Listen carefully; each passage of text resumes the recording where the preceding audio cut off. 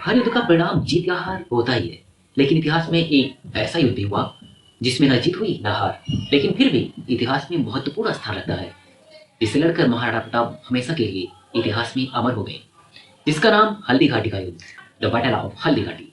तो आइए जानते हैं संपूर्ण हिस्ट्री। आपको ले चलते हैं 16वीं सदी में, जब मेवाड़ एक छोटा सा क्षेत्र था। राजस्थान से लगा हुआ छोटा सा क्षेत्र मेवाड़ आज के समय में चित्तौड़गढ़, उदयपुर, राजसमंद, जैसलमेर इसके प्रमुख शहर हैं। दरअसल आपको बता दूं कि इसी मेवाड़ में उस सूरवीर का जन्म हुआ जो आगे चलकर महाराणा प्रताप बना, जिनका जन्म 9 मई 1540 को उदय सिंह के यहाँ हुआ। आपको बता दूं कि बचपन में इनका नाम कीका था। यह कीका नाम उन्हें भील समुदाय से मिला था।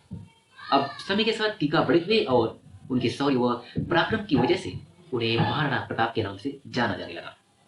अब राजा उदय सिंह के यहाँ दो बेटे थे। बड़े बेटे का नाम जगमाल सिंह व छोटा बेटा महाराणा प्रताप।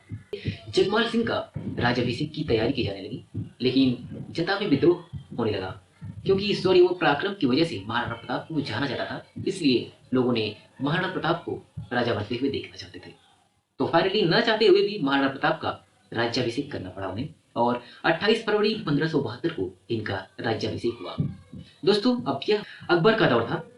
अकबर ने संपूर्ण भारत में अपने कब्जे को मजबूत कर लिया था, यहाँ तक कि वह मेवाड़ पर भी अपनी दृष्टि जमाए हुए था।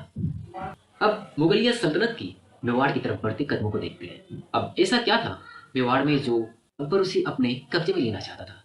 दरअसल मेवाड़ दिल्ली, आगरा व गुजरात के बंदरगाह तक का, यहाँ तक कि दक्षिण हिस्से मालवा व दक्कन तक का ट्रेड इसी रास्ते से होता था। इसके बीच में मालवा पड़ता था, इसीलिए अकबर इसे अपने हिस्से अपने अंदर शामिल करना चाहता था। वह दूसरी सबसे बड़ी वजह अकबर की विस्तारवादी नीति थी, और इसी नीति के तहत वह मेवाड़ को भी अपने कब्जे में लेना चाहता था। मेवाड़ को संधि के जरिए अकबर अपने हिस्से में शामिल करना चाहता था, जो कि महाराणा प्रताप के रहते संभव नहीं हो सकता था। इसलिए महाराणा प्रताप के बड़े भाई जो कि जगमाल थे, उनको अपने पक्ष में शामिल किया। हालांकि सत्ता छीन जाने के कारण से वो महाराणा प्रताप से नाराज थे, इसलिए वो अकबर से हाथ मिला लिए। महाराणा प्रताप के पास मात्र एक विकल्प शेष बचा था, और वह था स्वतंत्रता की कीमत चुकाना, यानी कि अब उन्हें हर हाल में युद्ध करना ही था। तो यहीं से हल्दी घाटी युद्ध की नींव पड़ती है।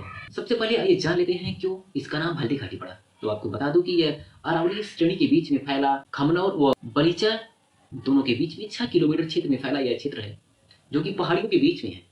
दरअसल यहाँ की मिट्टी हल्दी के रंग की तरह है, इसलिए इसका नाम हल्दी घाटी का युद्ध पड़ा। अब दोनों तरफ से लड़ने वाले प्रमुख व उनकी सेनापतियों की बात करते हैं। तो आपको बता दूं कि महाराणा प्रताप की तरफ से सेना का नेतृत्व हकीम खान सूरी ने संभाला था, जो कि हरावल का नेतृत्व करते थे। हरावल यानी कि सेना के आगे जस्ते के नेतृत्व। वहीं अकबर का सेना का नेतृत्व मान सिंह करता है, तथा अकबर की तरफ से प्रमुख राजा महाराणा प्रताप का भाई जगमाल, बहलोल खान, शक्ति सिंह, जगन्नाथ कछवाहा, माधव सिंह कछवाहा आज प्रमुख थे। वहीं महाराणा प्रताप की तरफ से प्रमुख राजा करमशाह बच्छावत, भामाशाह, ताराचंद, रामदास बदनौर, भीम सिंह, रामशाह तंवर आदि शामिल थे। आपको बता दूं कि हल्दी घाटी के युद्ध में हाथी व घोड़े दोनों उतारे गए थे। महाराणा प्रताप की तरफ से लूना व राम प्रसाद को उतारा था, वहीं अकबर की तरफ से गजमुक्ता। अब 18 जून 1576 को अकबर यानी कि मुगलिया सेना व महाराणा प्रताप की सेना मैदान में इकट्ठी हुई, और वहां पर शुरुआत में ही महाराणा प्रताप की युद्ध में बढ़त हासिल करी, यहाँ तक कि बदायूं भाग कर खड़ा हुआ। मुगल सेना महाराणा प्रताप के वार से भागने लगी। फौज को भागते देखकर फौज प्रभारी मिथक खां अफवाह फैला दी कि अकबर स्वयं आ रहे हैं युद्ध में। दरअसल बात यहाँ पर यह थी कि उनके पास बड़ी सेना थी और महाराणा प्रताप के पास बैकअप प्लान नहीं था। अतः यहाँ से दोनों सेनाओं के बीच में भयंकर तीर भालों के साथ भयंकर युद्ध हुआ। अंत में महाराणा प्रताप की सेना कुछ कम होने के कारण कमजोर पड़ने लगी। इसके बाद महाराणा प्रताप ने अपने प्रमुख हाथी लूना व राम प्रसाद को उतारा। वहीं मुगल सेना से गजमुक्ता व गजराज व रणबदार को उतारे, जहाँ पे महाराणा प्रताप की हाथी कुछ कमतर साबित हुई। अब इस युद्ध में विजय पाने के लिए महाराणा प्रताप को मुगलिया सल्तनत का नेतृत्व करने वाले मान सिंह को मारना ही था, क्योंकि बिना मारे अब विजय नहीं संभव थी।